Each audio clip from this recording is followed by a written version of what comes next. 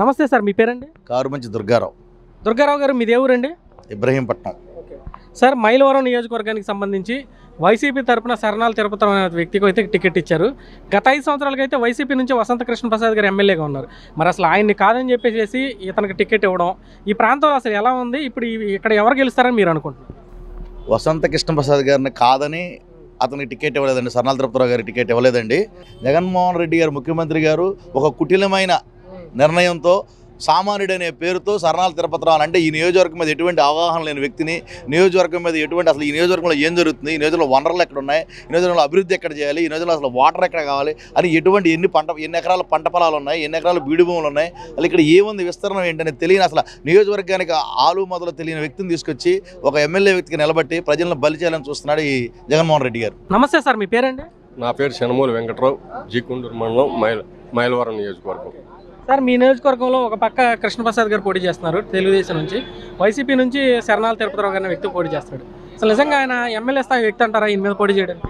MLA స్థాయి వ్యక్తి అయితే కాదు, కానీ జగన్ గాలి డబ్బులు ఉన్నాయిగా, అతని గాలి డబ్బులే ఇతని బలం. అది జగన్మోహన్ రెడ్డి సంపాదించుకున్నాడు, కానీ ఏ ఎమ్మెల్యేకి 10 రూపాయలు సంపాదించుకున్న దాఖలాలు, అభివృద్ధి కార్యక్రమం లేదు. అభివృద్ధి కార్యక్రమం లేనప్పుడు రేపు ఓట్లు అడగటానికి ఏ విధమైన అడగగలుగుతారు? కనీసం మైలవరం దాటి అంతకుముందు కలెక్టర్ ఆఫీస్ ఎక్కడ ఉంటుందో కూడా తెలియదు సరణాల తిరుపతిరావు. అలాంటి వాడైతే నువ్వు రారా అంటే మొత్తాడు, వాటర్ బాటిల్ పట్టరమ్మంటే పట్టుకొస్తాడు. అదే మామూలుగా కృష్ణప్రసాద్ గారికి అసలు అతను స్థాయి సరిపోదుగా జోగికి, అందుకని జోగి అతను ఆ విధమైన పరిస్థితి తీసుకొచ్చుకున్నాడు. ఇప్పుడు మీరే చెప్తున్నారు మండల ఆఫీస్ ఎక్కడ ఉందో కూడా తెలియని వ్యక్తి అతనని. చాలామంది ఇలానే అంటున్నారు, ఈ నియోజకవర్గంలో ఎన్ని మండలాలు ఉన్నాయి, ఎన్ని గ్రామాలు ఉన్నాయి, ఎన్ని వార్డులు ఉన్నాయి, అసలు ప్రజలు ఏంటి, ఎక్కడే సమస్యలు ఉన్నాయి అనేది కూడా తెలియనటువంటి వ్యక్తి అతను అంటున్నారు. ఎందుకని అతని మీద ఇటువంటి అభిప్రాయం ఉంది సార్? అతనికి ఏం తెలియదుగా, ఏదో కృష్ణప్రసాద్ గారు జెడ్పీటీసీగా అతను వార్డు నెంబర్గా ఓడిపోతే జెడ్పీటీసీ ఇచ్చి అతను సొంత వనరులతో గెలిపించాడు. ఇవాళ అతను జెడ్పీటీసీకే సొంత వనరులు ఖర్చు పెట్టుకోలేనోడు ఇవాళ ఎమ్మెల్యే స్టేజీకి వచ్చాడు అంటే జగన్మోహన్ రెడ్డి గాలి డబ్బులు. ఈ గాలి డబ్బులు ఏంటంటే జోగి రమేష్ గారు నా చెప్పు చేతల్లో ఉండాలని ఒక తెలియని అతను తీసుకొచ్చుకున్నాడు. అదే మామూలు సీన్ ఎవరినన్నా గట్టి వాళ్ళని తీసుకొస్తే ఈడి మొగుడు అవుతాడుగా, పక్కలో బళ్ళెం అవుతాడుగా, అందుకని అతను చెప్పు చేతల్లో ఉండేవాడిని తెచ్చుకున్నాడు. ఓవరాల్గా చూసుకున్నట్టు శరణాల తిరుపతిరావు అతనికి డిపాజిట్లు అన్న వస్తాయి ఎక్కడ? డిపాజిట్లు అంటే పార్టీ అన్నాక ఒక పార్టీకి ఎంతో కొంత ఉంటుంది కదా, అది మనం అట్లా అనకూడదు. ఎన్నో కానీ ఓట్లు వస్తాయి, రావని అంటలా. గెలవటం మాత్రం అసాధ్యం.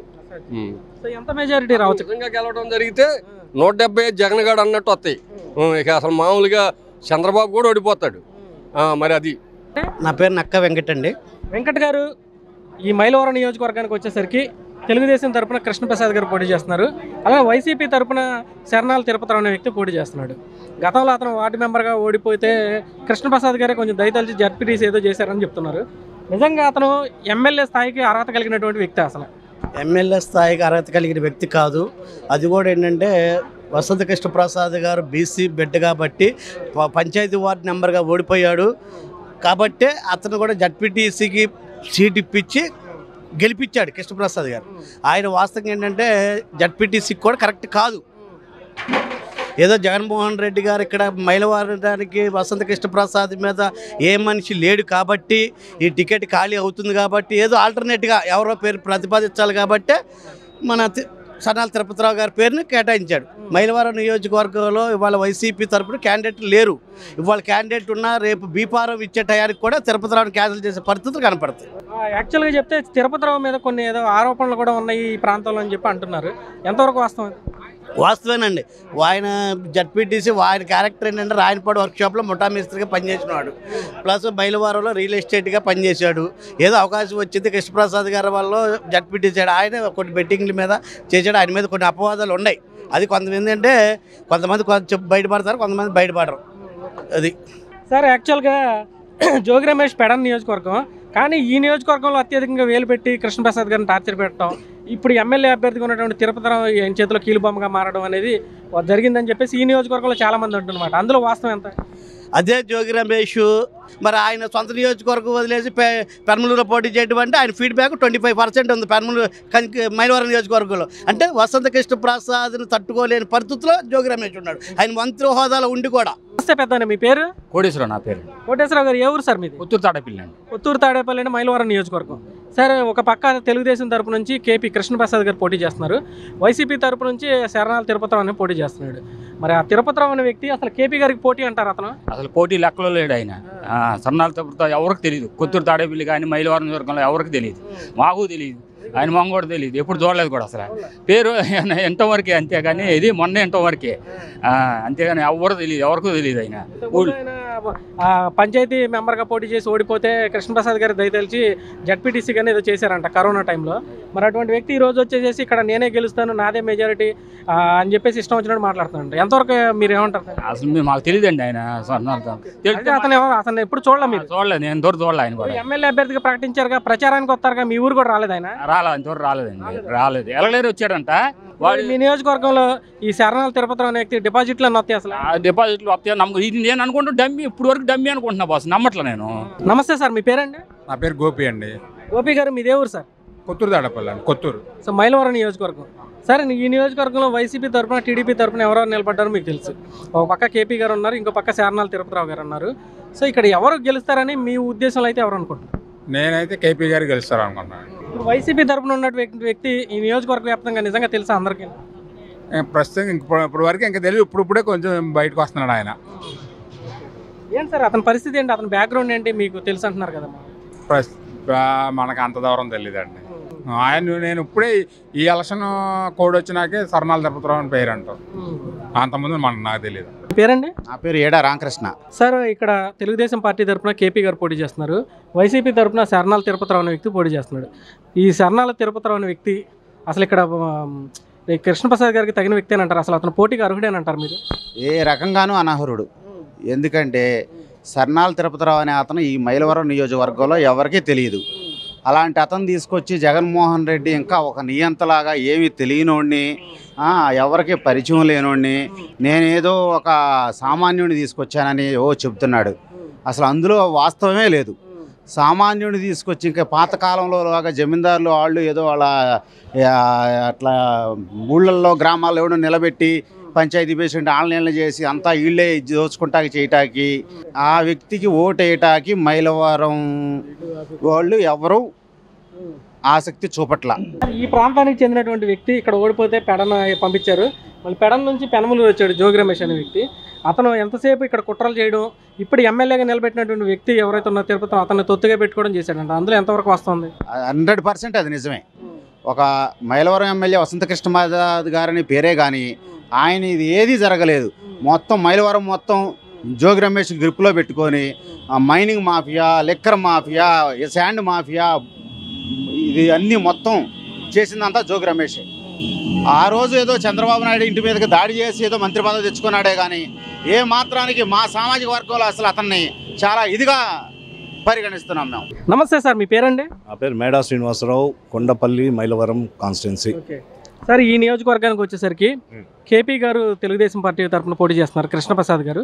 అలానే వైసీపీ తరఫున డోర్నాల శరణాల తిరుపతిరావు అనే వ్యక్తి పోటీ చేస్తున్నారు. నిజంగా చూసుకున్నట్లయితే ఈ తిరుపతిరావు అనే వ్యక్తి అసలు ఎమ్మెల్యేగా పోటీ చేయడానికి అర్హత ఉందంటారు ఇక్కడ?